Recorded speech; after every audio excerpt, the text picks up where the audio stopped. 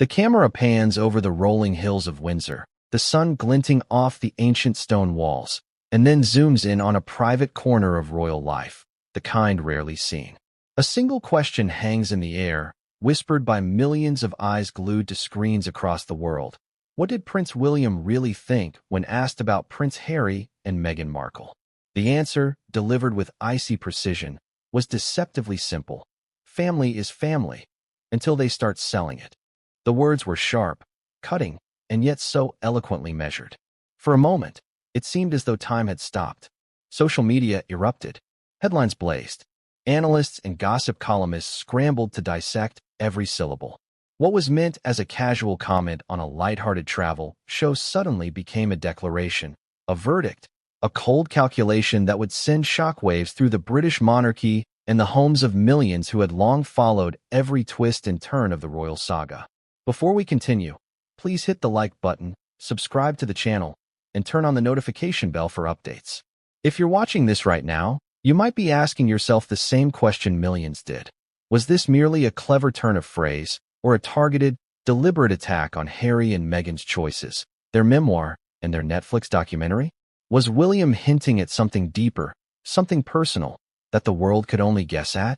And why did he choose Eugene Levy's The Reluctant Traveler as the stage to deliver such a seismic line? Was it timing, coincidence, or strategy? You may not realize it yet, but this one sentence opened a floodgate. It is a sentence that, once uttered, cannot be unheard, a sentence that carries weight beyond its surface meaning, resonating with questions of loyalty, betrayal, fame, and the fragile, complicated bonds of family. Let's rewind for a moment. Picture the scene. Eugene Levy, the ever-charismatic Canadian actor and comedian, asks questions that seem simple, unassuming, even innocent. But this is no ordinary interview. Levy has a way of drawing people out, peeling back layers of formality, and coaxing truths in a setting that feels conversational, almost intimate. When the question of Harry and Meghan arose, there was a pause. Perhaps it was measured. Perhaps it was instinctive. The cameras rolled. The crew held their breath, and then came the words that would ignite 1,000 online debates. Family is family, until they start selling it. The line lands, not as an accusation shouted from the rooftops, but as a subtle, piercing dagger. And then the follow-up, almost rhetorical in nature. If your memories come with a price tag, were they ever real? The public gasped. Not everyone understood immediately, but those who did felt the chill. The implication was unmistakable. Harry and Meghan had transformed private, intimate moments into public commodities, turning shared memories into transactions, and in doing so, challenged the integrity of familial bonds. The world, naturally, did what it does best. Screens lit up. Comment threads spiraled into chaos. Social media exploded with reactions ranging from outrage to amusement, from empathy to indignation. Influencers, journalists, and royal commentators dissected every nuance. Every word, every inflection, every glance of William's expression was scrutinized under the magnifying glass of global attention. William slams Harry's memoir, "Family isn't for sale," screamed one headline. Another claimed, "Prince William's cold words reveal rift in royal family." Yet another asked, almost desperately, was this a warning, a plea, or a condemnation? People debated fiercely. Was William's comment a personal attack? Or was it a strategic move, a public positioning designed to assert moral authority, to reclaim a narrative that had been slipping for years? But let's not stop there. Let's consider the layers. The timing of this statement is crucial. The memoir, Spare, had already made waves. Harry's Netflix documentary was gaining traction. Fans and critics alike were engaging in a frenzy, analyzing every frame and paragraph. To the casual observer, it may seem as if William's words are reactive, a snap judgment in response to media portrayals. But the truth is far more intricate.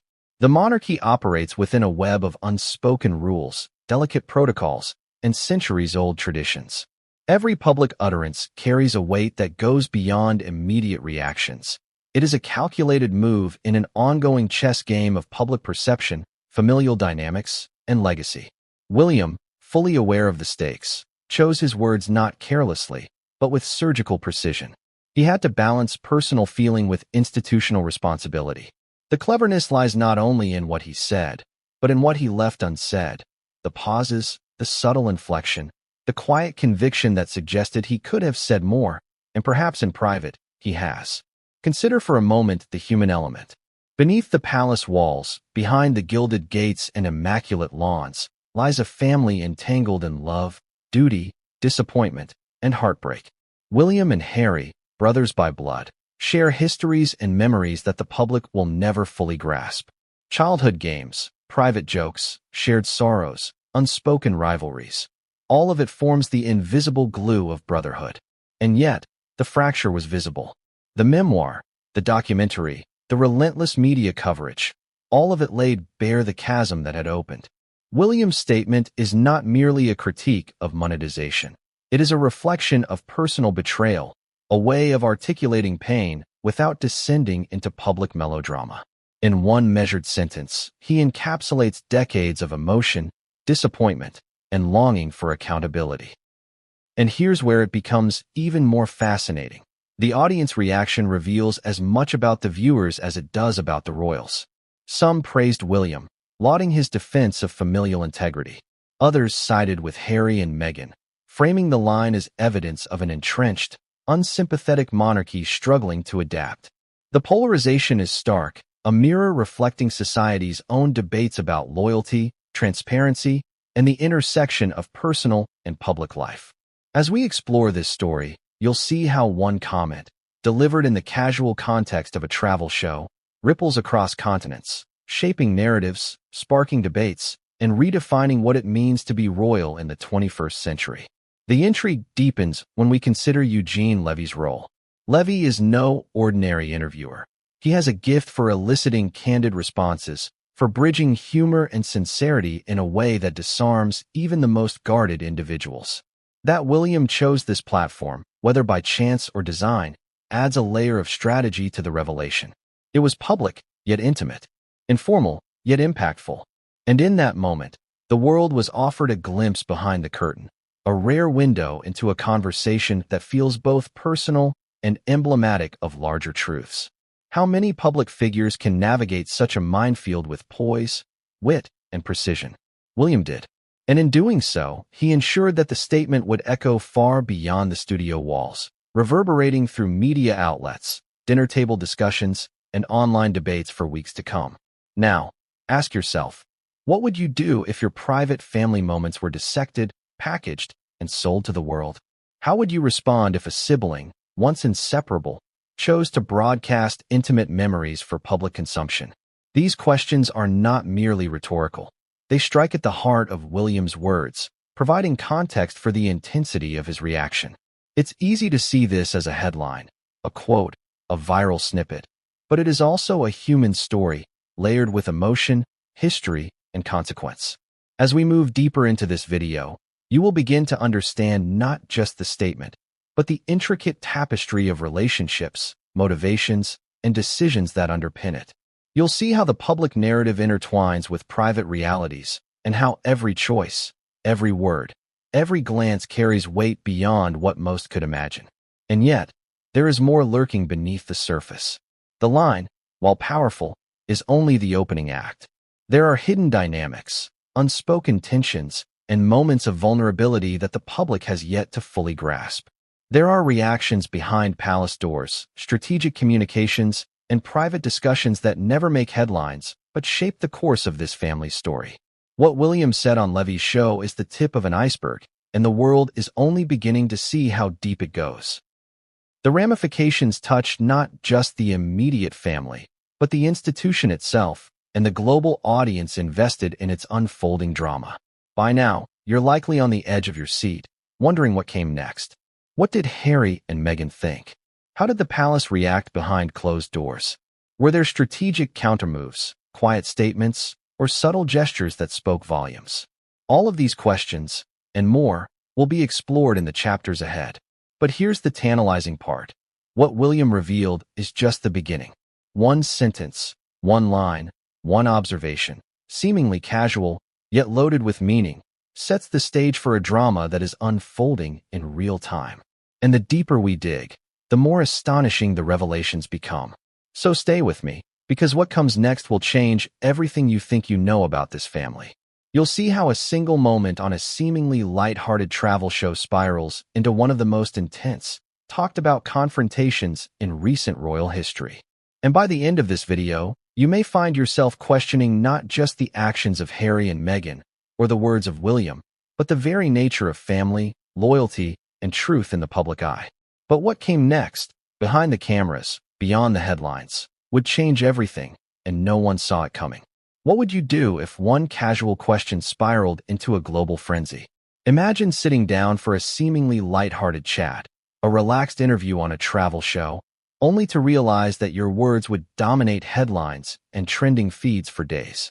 That's exactly what happened on The Reluctant Traveler, the Canadian travel show hosted by Eugene Levy, when Prince William, heir to the British throne, was asked about his younger brother and Meghan Markle. The air in the studio was calm. The cameras rolled.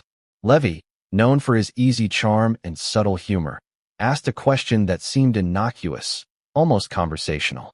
But for William, every word, every pause, every nuance carried weight. The moment the words left his mouth, family is family, until they start selling it, the world shifted. Social media lit up like a wildfire. News outlets scrambled. Fans and critics dissected the tone, the meaning, the subtext. One simple line had ignited an explosion. It started with a laugh, a warm chuckle from Levy, easing into the conversation. "So, William, how do you feel about all the media surrounding Harry and Meghan lately?" he asked. Innocent, right? But for William, this wasn't just small talk. He had seen the narratives build, year after year, interviews stacking upon documentaries, memoirs, Netflix specials.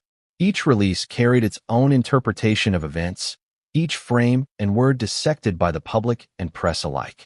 He understood that a response, however brief, would be scrutinized, magnified, and replayed endlessly. And so he chose his words with precision, a mixture of subtlety, restraint, and undeniable sharpness. The line dropped. Silence in the studio for a brief beat. Then Levy, maintaining his easy charm, tried to follow up. "That's pretty direct," he said with a half-smile, half-acknowledgement. But William didn't flinch. He didn't need to. The words were deliberate, a measured expression of frustration, disappointment, and a quietly piercing critique. For those watching, it was electrifying. Not loud, not theatrical, but it hit hard.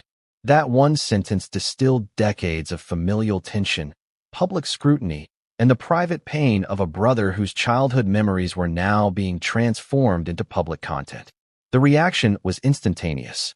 The media labeled it a royal slam. Social media accounts exploded with the line, hashtags trended, and commentators debated the implications endlessly. Was William upset? Disappointed? Or had he been forced into a position where a quiet moral assertion became unavoidable? It didn't take long for the interpretations to multiply, each more sensational than the last. Headlines screamed about betrayal, about a rift so deep it could never be repaired. Fans split into camps. Some saw William as the defender of familial integrity, a figure standing against the commercialization of intimate family experiences. Others viewed his words as hypocritical, a royal throwing stones from behind the walls of privilege. And in the background, Harry and Meghan had yet to respond publicly, their silence only amplifying the intrigue. But let's pause for a moment. Why does this matter so much? Why did the world care about one line on a travel show? The answer lies in history, in context, and in human psychology. Families are complicated. Royal families, even more so. When millions of eyes follow every move, every statement, every public appearance, a single sentence can carry the weight of 1,000 unsaid words. And when those words touch on money, fame, and betrayal, they ignite something far beyond casual curiosity. They spark intense, visceral debate. People react not just to the words themselves, but to what they represent. The hidden drama behind polished facades, the tension between loyalty and self-interest, the fragile nature of public perception. William's statement was clever because it worked on multiple levels. To the casual viewer, it might read as a light-hearted jab, witty and sharp. To the informed observer, it was a deliberate assertion of values, a critique of the monetization of private life, a subtle defense of the monarchy's sanctity.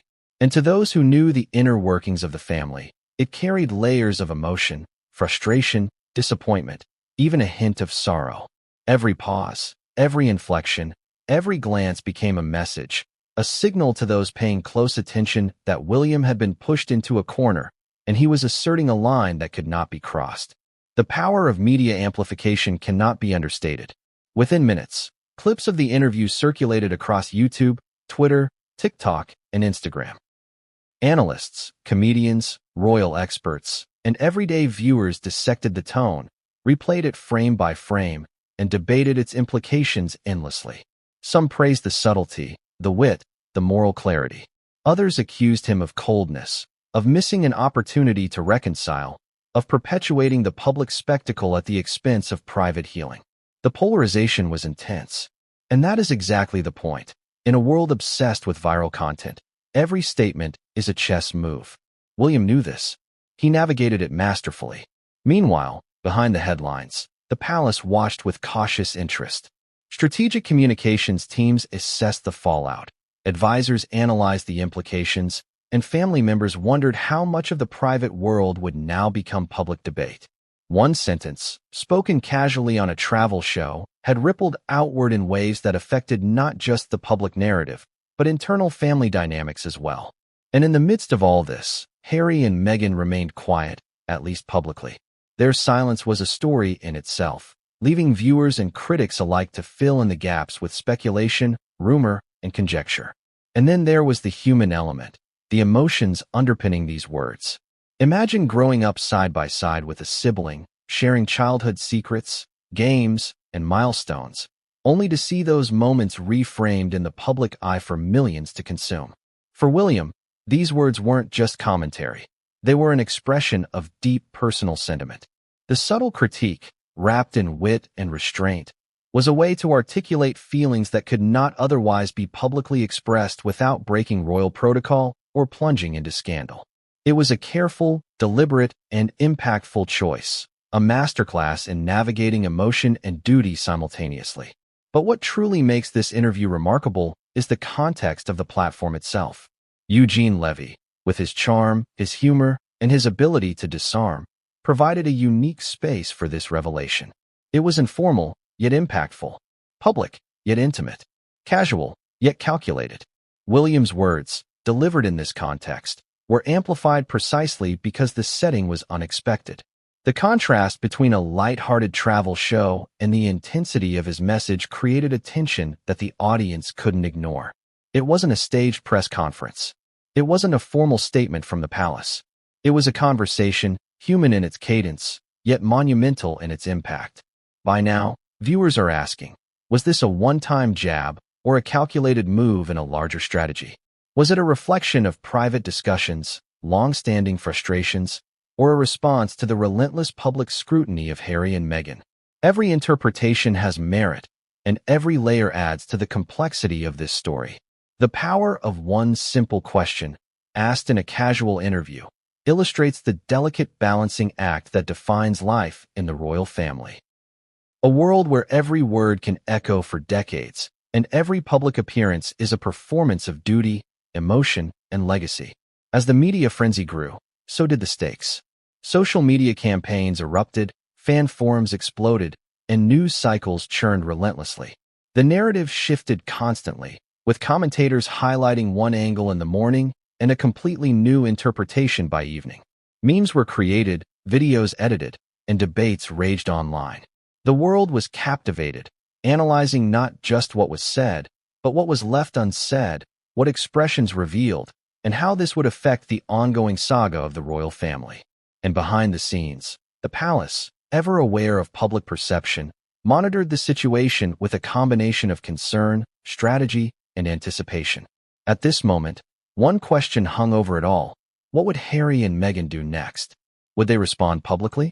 Would they address William's statement directly or continue their silence? Would the family attempt reconciliation? Or was this rift now a permanent fracture in the narrative that would define them for years to come? The answers were unclear, and the speculation only fueled further intrigue. Viewers were left on edge, glued to their screens, waiting for the next twist in a story that seemed to have no end. And yet, the full depth of the impact was still to come. The interview, the words, the reactions, all of it was just the beginning. What William revealed on that set was more than a simple comment. It was a signal, a warning, a reflection of personal emotion intertwined with institutional responsibility. And it set the stage for revelations, conflicts, and moments of intense drama that would unfold over months and years. What seemed like a single, casual conversation on a travel show was actually a turning point, a moment that would ripple across the monarchy, the media, and the public consciousness. But behind the cameras, beyond the headlines, there was a story unfolding that no one yet fully understood. Private conversations, strategic meetings, and quiet reflections were taking place in the corridors of power, shaping the next moves of a family under constant scrutiny. The world had seen William's words, but the deeper story, the motivations, the emotions, and the consequences, was still hidden, waiting to be uncovered.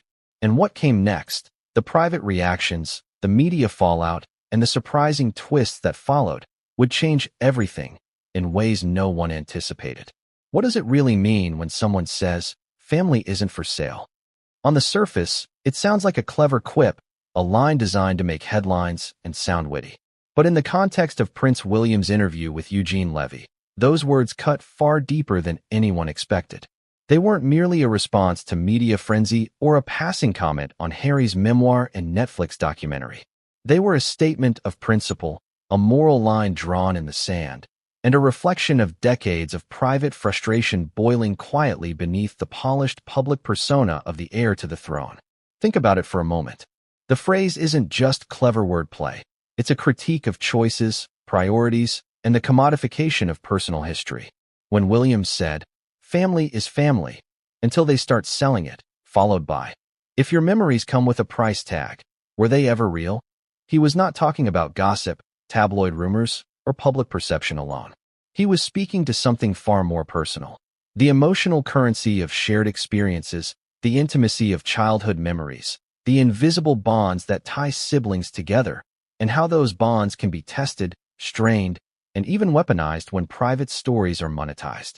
For William, this wasn't theoretical. This was real life. He grew up alongside Harry in a world where privacy was a luxury, yet family loyalty was expected, demanded even.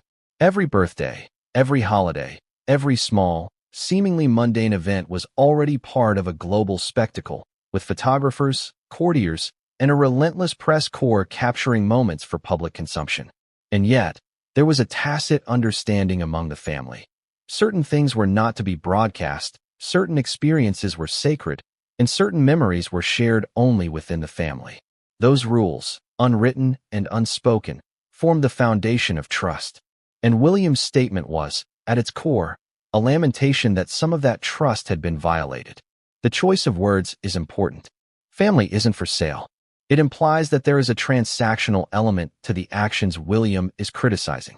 The implication is that Harry and Meghan, in pursuing memoir deals and media projects, had put a price on their experiences and, by extension, on their relationship with their family. It's a statement that resonates not only with those familiar with the royals, but with anyone who has experienced the tension between public exposure and private intimacy. Imagine your most cherished memories, the ones that form your identity and bind you to loved ones, suddenly being interpreted as commodities. It's jarring, it's emotional, and it's precisely what William was alluding to. Yet, there is a nuance here that many missed in the immediate wave of media reactions.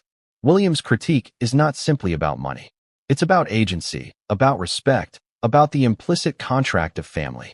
By monetizing personal history, one signals to others that those shared moments are negotiable, transferable, and, ultimately, subject to market forces. For William, who carries the weight of tradition, duty, and public expectation, this is not a trivial matter.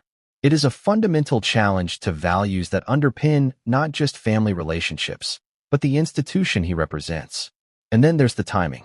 Let's remember, this comment came after the release of Spare and the ongoing buzz surrounding Harry and Meghan's media projects. The public had already consumed a flood of personal revelations. Viewers and readers were privy to intimate stories of hardship, struggle, and triumph, all framed through the lens of narrative entertainment. In that context, William's words strike with amplified power. They are not reactive, they are declarative. They set boundaries, express disappointment, and assert a moral stance, all in a single, elegantly delivered sentence. But what makes it even more striking is the subtle irony. Harry and Meghan's projects are marketed as authentic, heartfelt, and revealing. They promise transparency, honesty, and an inside look into a world most of us can barely imagine. And yet, William's words suggest that in that pursuit of authenticity, something essential has been lost, something that cannot be bought, sold, or displayed. Trust, loyalty, the invisible threads that make family real. It's a contradiction that the world immediately noticed. The more Harry and Meghan revealed, the more the perception of betrayal seemed to grow. Let's examine the psychological layers. For William, the stakes are both personal and symbolic. He is not just the older brother observing a sibling's choices. He is also the figurehead of a centuries-old institution, tasked with maintaining dignity, legacy, and stability. When he critiques the monetization of family experiences, he is speaking as both a brother and a custodian of tradition. The message is twofold. Privately, he feels a breach of trust. Publicly, he asserts the value of restraint, discretion, and the sanctity of family. The tension between these roles is palpable, and the delivery of that line on a seemingly informal platform only magnifies the intensity. The public response reflects this complexity. Social media erupted into heated debates. Some praised William as the defender of integrity, a figure standing against the intrusion of commerce into the sacred space of family. Others criticized him for hypocrisy, pointing out that the royal family has long benefited from media coverage, documentaries, and public exposure. Some argued that he, too, has capitalized on public fascination with the monarchy. The contradictions are stark, and that is precisely what makes the statement so compelling. It forces the audience to confront questions about morality, family loyalty, and the blurred line between private life and public persona. There is also an emotional undertone that cannot be ignored. The words carry the weight of unspoken pain, disappointment, and a sense of loss. William is expressing a subtle grief for what has been commodified, for what has been transformed from intimate and irreplaceable memories into public content. This is not dramatization. It is human emotion embedded in a precise statement. And viewers, whether consciously or subconsciously, respond to that tension. It evokes empathy, curiosity, and in some cases, a sense of moral alignment with one side of the divide. The cleverness of the statement is further heightened by its ambiguity. William does not accuse directly, does not call names, does not elaborate with excessive detail. He allows the words to carry their own weight, leaving space for interpretation and debate. This strategy is classic in royal communication. Say enough to convey meaning, but never so much that control is lost. It's a delicate balance, one that amplifies intrigue and sustains attention. The ambiguity fuels speculation, drives online discourse, and keeps audiences engaged long after the interview has ended. And yet, this is where the story deepens. The reaction is not uniform. While many sympathize with William's point of view, others argue that Harry and Meghan are simply reclaiming their narrative, asserting their autonomy in the face of intense public scrutiny. They see the memoir and the documentary as tools for empowerment, storytelling, and control over their own experiences. Here lies the contradiction at the heart of the royal saga. The same actions can be interpreted as betrayal or liberation, exploitation or self-expression, depending on the observer's perspective. And William's line, sharp and unyielding as it is, exists precisely in that tension, neither fully condemning nor absolving, but daring the audience to consider the moral dimensions of choice, family, and loyalty. Consider the media amplification. Within hours, the phrase "family isn't for sale" was trending across platforms, quoted in articles, dissected in videos, and dissected by experts. Every commentator, every pundit, every fan weighed in, creating a global conversation that spanned continents. The line became a meme, a talking point, and a symbol of the rift between the brothers. And yet, even as the world consumed it voraciously, the deeper context, the private emotions, the strategic calculations, the historical significance, remained largely unseen, like an iceberg lurking beneath turbulent waters. And what about Harry and Meghan? Silence. At least, public silence. Behind the scenes, conversations, planning, and reflection were undoubtedly taking place. How would they respond? Would there be a public statement, a media project, a counter-narrative?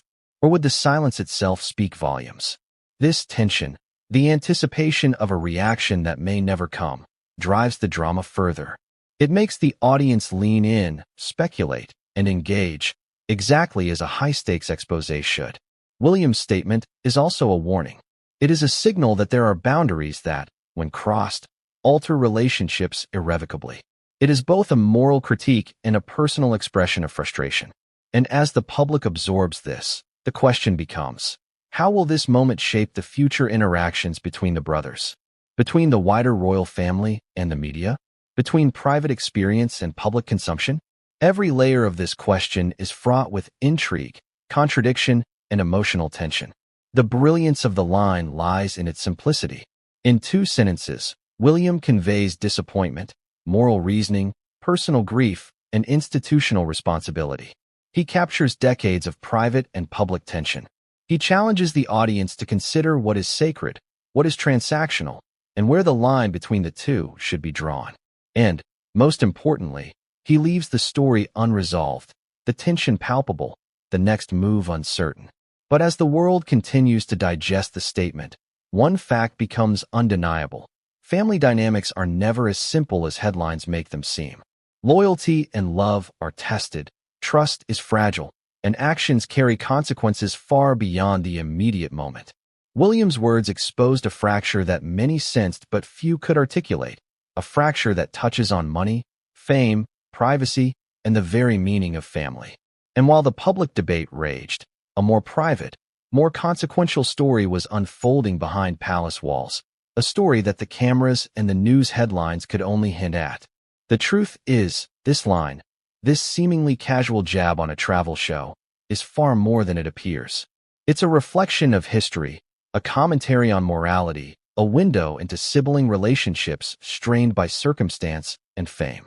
And while audiences around the world dissect every syllable, the deeper narrative, the private fallout, and the strategic calculations remain largely unseen. This is the drama that will continue to unfold, the tension that will keep viewers riveted, and the story that proves one sentence can change everything. What came next? The private reactions, the behind-the-scenes maneuvering, and the implications for the royal family would escalate the drama in ways no one anticipated. What happens when private pain becomes public profit? When intimate family memories are transformed into pages sold to millions, how does a sibling, a brother, a family member react? That is the question at the heart of Harry's memoir, Spare, and it is precisely what ignited the global conversation following William's chilling words. Family is family, until they start selling it.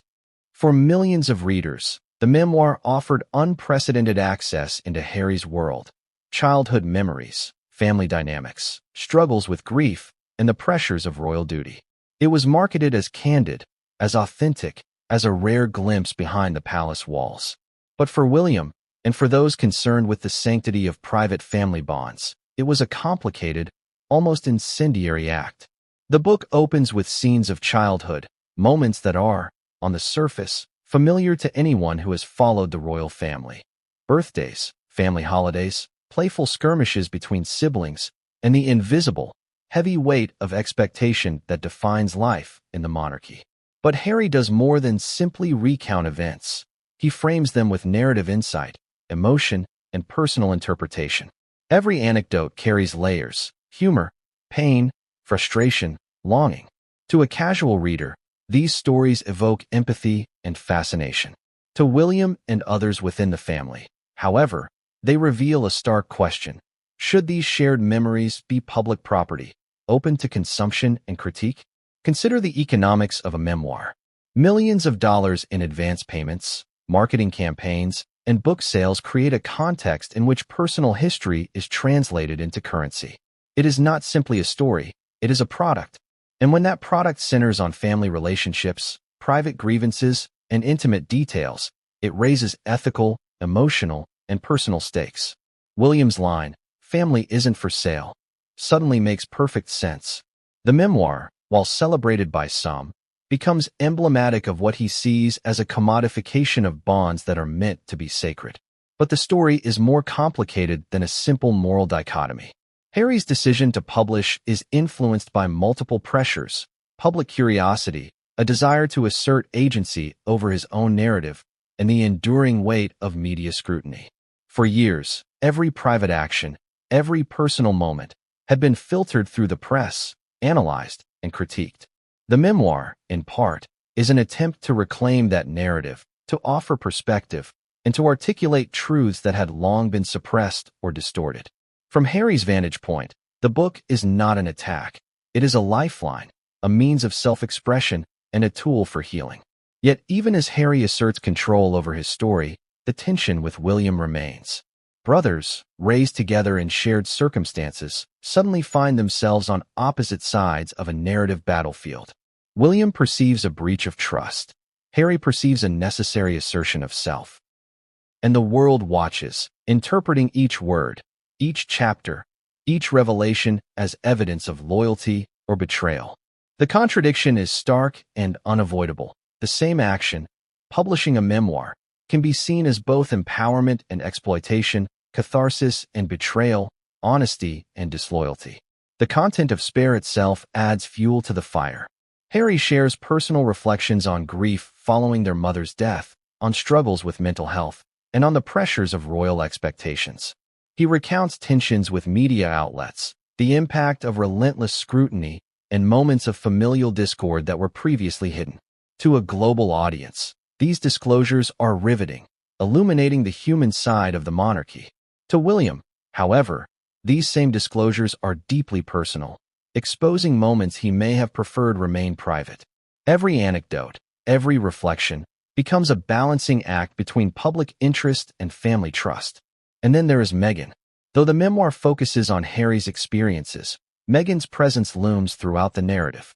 Their partnership, the challenges they faced, and the scrutiny they endured are integral to the story. William's critique, framed in the context of selling memories, implicitly encompasses these shared experiences. The memoir, in essence, makes not just Harry's personal pain visible, but also the private dimensions of their relationship, intertwining family loyalty with public storytelling. It is a delicate, charged mix that elevates every sentence of commentary into a potential flashpoint. Public reaction to the memoir was explosive. Critics praised its honesty, readers connected emotionally, and the media churned out coverage dissecting every revelation. At the same time, commentary from royal experts, former staff, and family insiders painted a more complicated picture. Was this an act of self-liberation? Or was it a betrayal, a public airing of family grievances that should have remained private? The polarization was intense, and social media amplified it further. Hashtags, threads, viral posts, all contributed to a narrative that seemed larger than life. But amidst the noise, William's words echoed. Family isn't for sale. They reminded the world that some actions carry emotional costs that money cannot measure. Psychologically, the memoir represents both a coping mechanism and a strategic narrative move. Harry is asserting control over his story, confronting past trauma, and shaping public perception. Yet the act of publishing inherently invites judgment, critique, and backlash. For William, the choice to go public is viewed not only through the lens of sibling rivalry, but also through the lens of family duty, responsibility, and the implicit understanding that certain memories and experiences are not meant to be monetized. The tension here is not merely personal, it is philosophical. What is the price of a memory? Can pain, grief, and shared history truly be transformed into currency without altering their essence? Moreover, the memoir's timing magnifies its impact. Released amid ongoing media coverage, public fascination, and the concurrent launch of a Netflix documentary, Spare intersects with multiple narratives, each competing for attention and shaping public opinion. In this landscape, William's critique functions both as a personal statement and as a signal to the public. It asserts values, establishes boundaries, and communicates disappointment without descending into melodrama. Every reader, every viewer, every commentator becomes part of a broader dialogue in which morality, loyalty, and family intersect with fame, finance, and public spectacle. Yet, the contradictions remain. Some argue that the memoir is necessary, empowering, and honest. Others claim it is a form of exploitation, a public commodification of private grief. And the line between these perspectives is intentionally blurred, creating tension, drama, and engagement.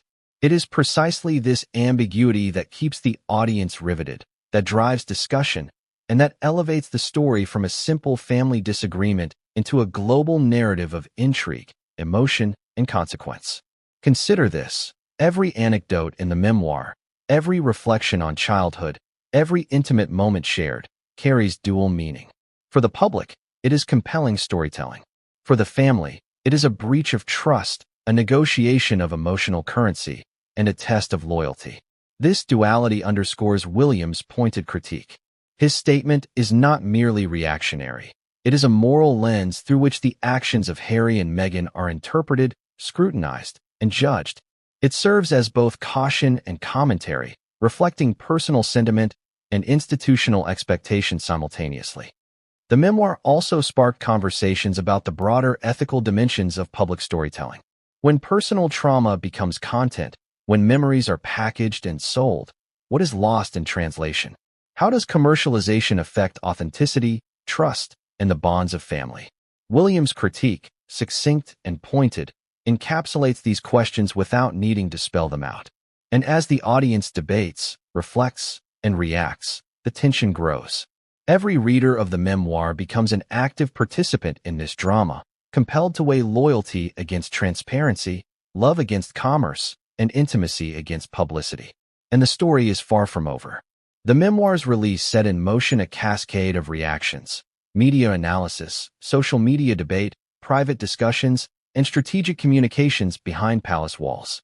William's words, juxtaposed with Harry's narrative, frame a public dialogue rich with contradiction, intrigue, and emotion. Audiences worldwide are drawn in, fascinated by the tension, and invested in discovering what comes next. How will relationships evolve? How will public perception shift? Will the family reconcile? Or is this a permanent rupture? But here's the most compelling part. The memoir, while revealing, also conceals. Every word, every chapter, every personal anecdote is filtered through Harry's perspective. The full story, the private responses, the emotional undercurrents, the strategic choices of both sides, is still largely hidden. The tension between public exposure and private reality drives the narrative, creating suspense, curiosity, and engagement. And the implications of these revelations reach far beyond the pages of a book. They touch on legacy, loyalty, and the very meaning of family in the age of media scrutiny. As readers turned pages, watched interviews, and followed media coverage, one question loomed large. How does one reconcile honesty with loyalty, self-expression with discretion, and personal healing with public exposure? Harry's memoir provided answers in part, yet it raised even more questions for the public, the media, and the royal family. Every revelation, every anecdote, every reflection became a point of tension, a source of debate, and a spark for speculation. And at the heart of it all, William's words lingered: family cannot be bought or sold. And while the world grappled with the content of Spare, the private fallout was just beginning. Behind closed doors, conversations, reflections, and perhaps confrontations were taking place. Emotions that the public can only guess at were boiling quietly, shaping decisions and reactions that would influence the family's trajectory for years to come. What seemed like a single, straightforward memoir became a lightning rod, revealing fractures, loyalties, and consequences that extended far beyond the printed page. And so, the story continues. The memoir may have been written, printed, and read, but its impact reverberates, influencing perceptions, relationships, and the ongoing saga of the royal family. The question remains: will the act of sharing personal memories in the public domain heal old wounds, deepen divisions, or create new dynamics entirely? And as the next chapter of this drama unfolds, one thing is certain: the consequences of Harry's choices and William's response are far from resolved. What came next? The public reactions, palace strategies, and unexpected twists triggered by the memoir would escalate the tension in ways no one could have predicted. What happens when a story leaps from the page to the screen?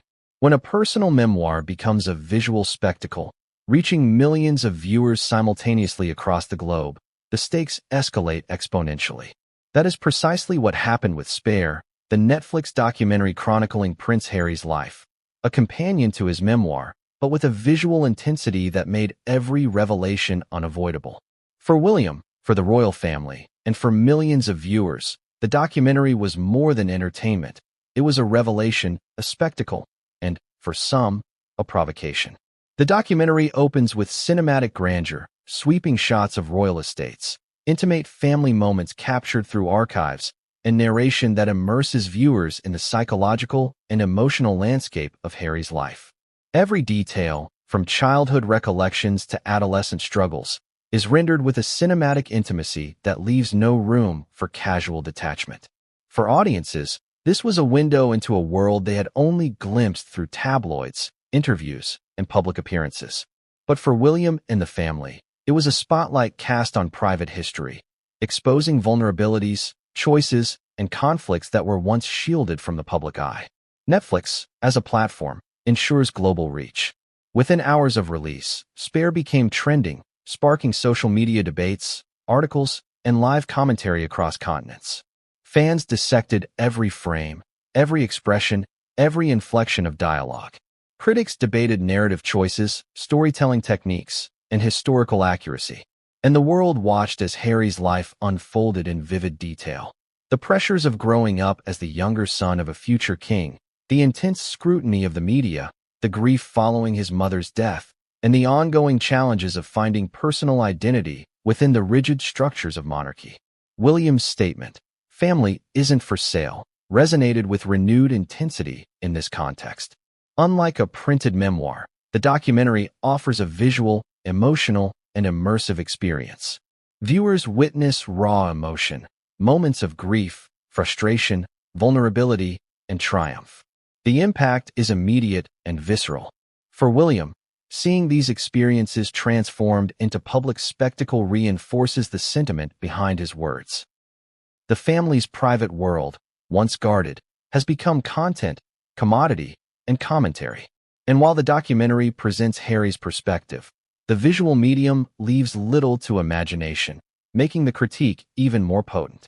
The storytelling in Spare is deliberate, blending narration, archival footage, and interviews to craft a compelling narrative arc. Early chapters focus on formative experiences, childhood in Windsor, relationships with family members, and moments of intense media scrutiny.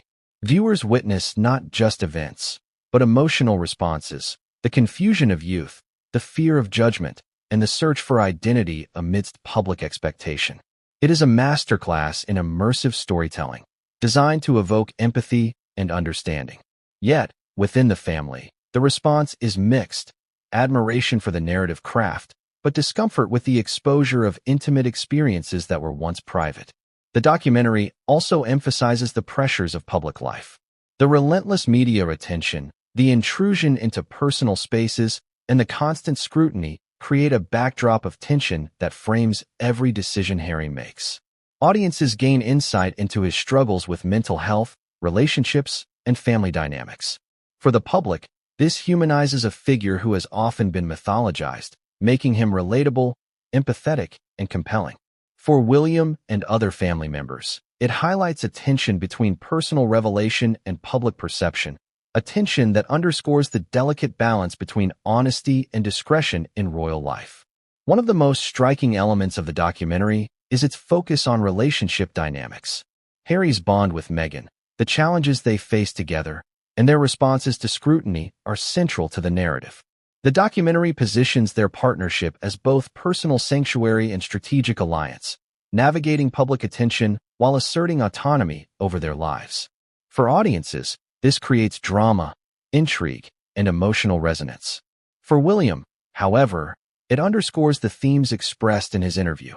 Shared family experiences are being framed, narrated, and commodified, blurring the line between personal history and public content. The production value of Spare is also critical to its impact. Cinematic techniques, lighting, camera angles, music, and editing enhance emotional resonance, making viewers feel as though they are witnessing events firsthand. Emotional beats are amplified, moments of tension dramatized, and revelations delivered with heightened effect. The result is a narrative that is immersive, compelling, and difficult to ignore. For the family, this transformation of private moments into public spectacle reinforces the critique implied by William's statement. Some aspects of life are meant to remain sacred, unsold, and protected from external consumption. Critics and audiences reacted immediately. Social media threads exploded with commentary, debates, and speculation. Fans praised the courage and authenticity of Harry and Meghan. Critics questioned accuracy, narrative choices, and the ethical dimensions of public storytelling.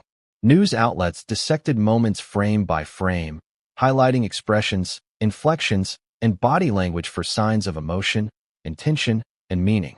The documentary became a global event, a spectacle that transcended entertainment and entered the realm of public discourse. And amidst this, William's words echoed louder than ever. Family, loyalty, and trust are invaluable, not commodities to be packaged for consumption. The documentary also sparked renewed debate about the boundaries of storytelling. When does self-expression become exposure?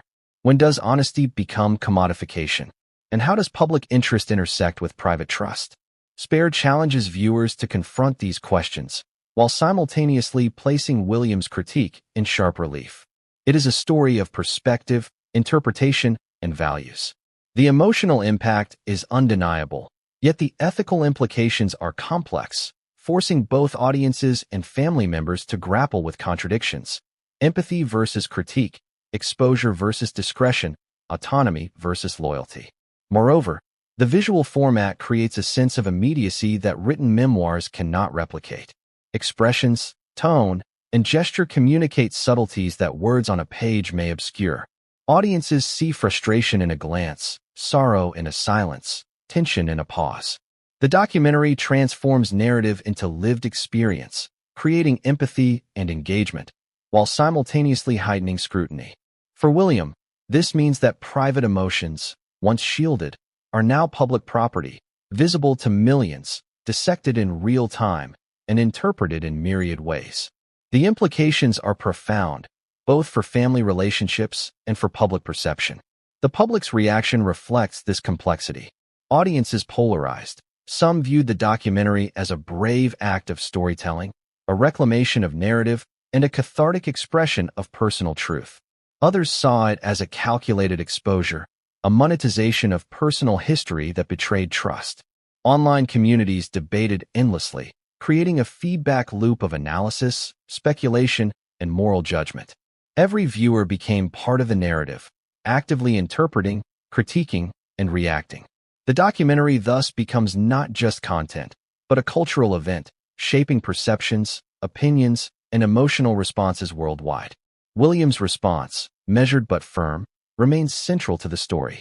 His line, "Family isn't for sale," operates as a moral anchor, a reference point against which the documentary's choices are interpreted. It is not merely commentary. It is a framework for understanding the implications of public storytelling, emotional transparency, and familial loyalty. The statement reverberates through every scene of the documentary, every reaction from the audience, and every debate sparked by the release. And yet, as the documentary unfolds, layers of complexity emerge. Moments of intimacy, vulnerability, and reflection coexist with tension, controversy, and critique. Audiences are drawn into Harry's perspective, yet must confront the ethical and emotional implications of such exposure. The narrative invites empathy, while simultaneously provoking judgment. This duality mirrors the broader tension within the royal family. The balance between public expectation, personal truth, and family loyalty is fragile, contested, and continually evolving. The stakes, however, extend beyond perception. The documentary influences public narrative, shapes media coverage, and affects familial relationships. Private conversations, strategic planning, and behind-the-scenes reactions are all influenced by the release. William's critique is amplified, contextualized, and dramatized by the documentary's reach and impact. The interplay between visual storytelling and personal narrative creates tension, suspense, and ongoing engagement for audiences worldwide.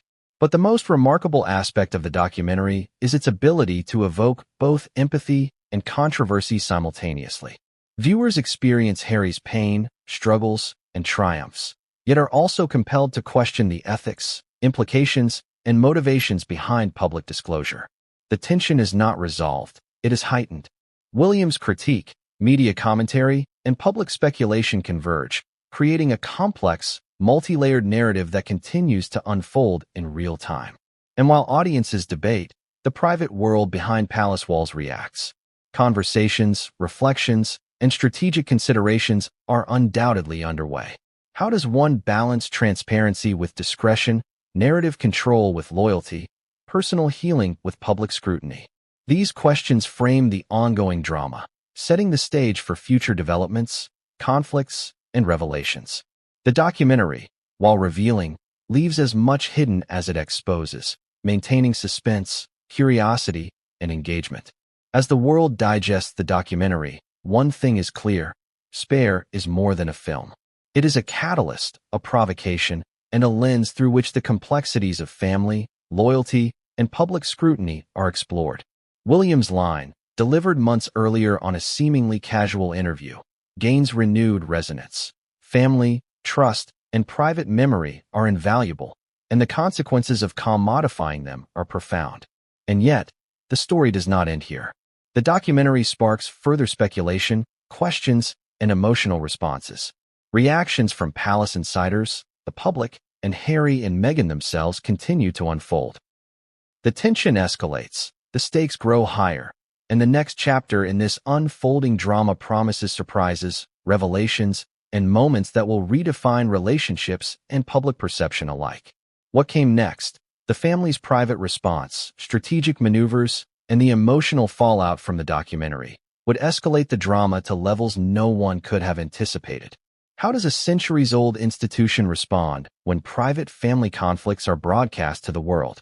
That is the question at the heart of the tension between royal protocol and public outcry.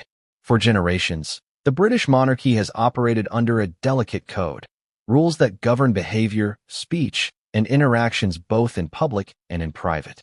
These protocols are invisible yet rigid, designed to protect the image, legacy, and continuity of the crown. Yet in the modern era, when a memoir or documentary can reach millions globally in an instant, the boundaries between protocol and public scrutiny blur, creating a landscape rife with conflict, interpretation, and consequences. William's response on The Reluctant Traveler exemplifies this tension perfectly. His statement, "Family is family until they start selling it," was measured, careful, yet piercing. It adhered to royal expectations of discretion. He did not attack names, dramatize conflict, or violate the decorum expected of an heir. Yet it also addressed a moral concern in a way that public audiences could grasp immediately. In one line, William walked the fine line between personal feeling and institutional duty, acknowledging the pain of publicized family disputes without descending into sensationalism. But let's consider the mechanics of protocol itself. Within the palace, there are expectations about loyalty, discretion, and the public performance of unity. Family disagreements are meant to be handled privately. Complaints, frustrations, or critiques are ideally resolved behind closed doors, communicated through intermediaries, or managed via private correspondence. Deviating from this approach risks scandal, misinterpretation, and the amplification of conflict. By breaking this pattern, even subtly, William introduced a friction point between traditional expectations and the demands of modern media scrutiny. The challenge is compounded by public interest. In the age of instant communication and social media amplification, audiences demand transparency. Every statement, gesture, and nuance is dissected, reinterpreted, and debated. The memoir, the documentary, and Williams' interview operate within this ecosystem, where protocol and public reaction are constantly in conflict. What was once manageable through controlled releases, press statements, and private negotiation now unfolds in real time, with millions watching, analyzing, and forming opinions within minutes.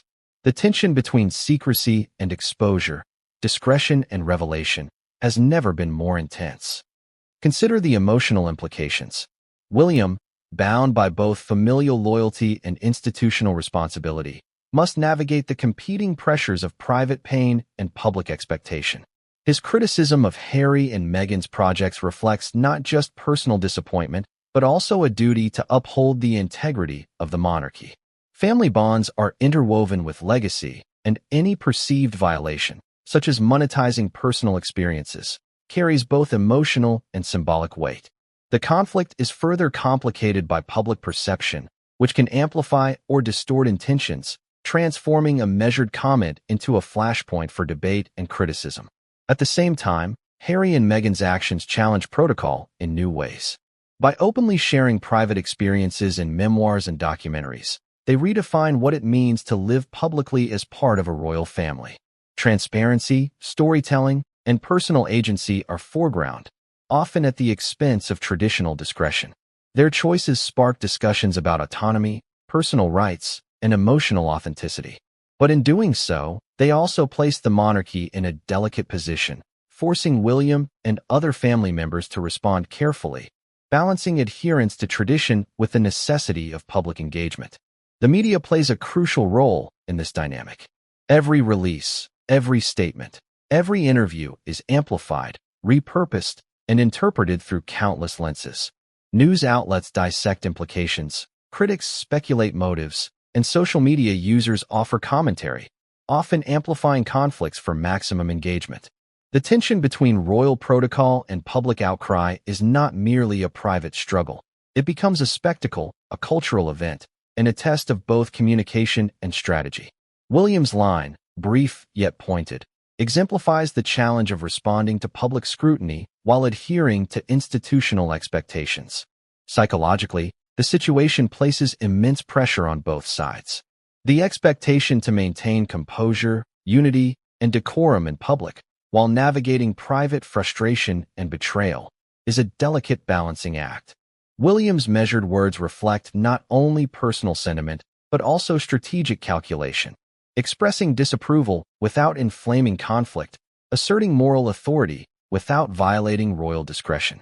Similarly, Harry and Meghan must navigate the tension between self-expression and loyalty, transparency and discretion, audience engagement, and familial trust. Every decision carries consequences that resonate across personal, public, and institutional domains. Public response magnifies the stakes. Audiences consume, critique, and debate every nuance, creating a feedback loop that influences both perception and behavior. Supporters of William frame his words as a defense of family values, a principled stand against commercialization and betrayal. Supporters of Harry and Meghan frame their transparency as courageous, authentic, and necessary for reclaiming narrative agency. The result is polarization, intensifying emotional responses, and ensuring sustained engagement with every new development. The tension between royal protocol and public outcry is therefore not only a private family issue. It is a cultural phenomenon, unfolding in real time before millions of observers. Inside the palace, the dynamics are equally complex. Advisors, communications teams, and senior family members assess implications, predict reactions, and plan responses. Strategic considerations influence timing, tone, and messaging. Every movement, from public appearances to private conversations, is calibrated to balance protocol with the reality of global media scrutiny. The tension between tradition and transparency, discretion and publicity, becomes a high-stakes negotiation, with each action potentially shaping public perception and family cohesion for years to come. The emotional weight cannot be understated. William's critique is rooted in a desire to protect what he perceives as sacred: family intimacy, trust, and shared history. Yet in expressing this concern publicly, even subtly, he exposes the family to further scrutiny, debate, and potential misinterpretation. The balance between protecting private bonds and engaging with public audiences is delicate, requiring strategic thinking, emotional intelligence, and constant vigilance. The result is a narrative rich with tension, intrigue, and high stakes, captivating audiences and sustaining engagement across platforms. And then there is the contradiction inherent in public outcry itself. While audiences demand transparency, engagement, and emotional access, They also critique those who expose private matters. The expectation is both paradoxical and unrelenting. Public figures must share enough to satisfy curiosity, yet maintain enough discretion to preserve integrity. For William, this tension is acute. His careful phrasing, his controlled tone, and his subtle moral framing navigate this paradox, ensuring that his critique is understood without violating protocol, a delicate balancing act in an age of instant global commentary. Moreover, the intersection of media, public perception, and family dynamics